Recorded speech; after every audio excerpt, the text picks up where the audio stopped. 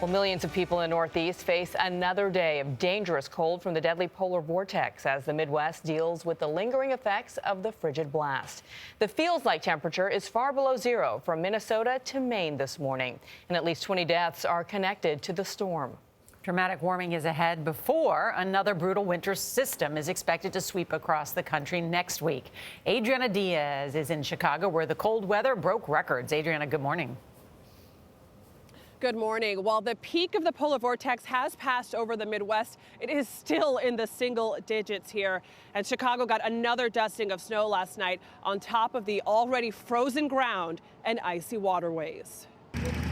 While people are still digging out and dealing with heavy doses of snow and cold across parts of the Northeast, in the Midwest, others are working through the tail end of the polar vortex. The crunching of thick ice is music to the ears of the crew of Fireboat Engine 2, the Chicago Fire Department's icebreaker. How thick is the ice? The thickest we went through today was probably about a foot. Wow. And that's ice that had been broken yesterday? Yeah. It had been broken, but it refroze, so it's just chunks. Pilot Bob Lund says this is a necessary process to stop people from walking on the frozen Chicago River and to clear a path for other boats. As the thaw begins, other problems are likely to pop up, like ice jams in rivers that raise the risk of flooding, or water main breaks, like this one in Chicago, from days of sub-zero temperatures.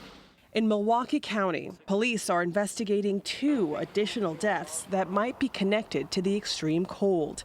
A 62-year-old man was found frozen in his backyard Thursday, and on Wednesday, a 38-year-old woman died in an unheated apartment.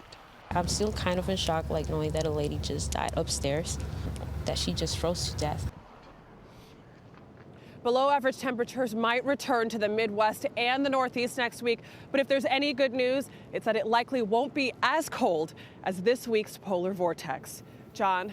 Adriana, thank you. We can only hope.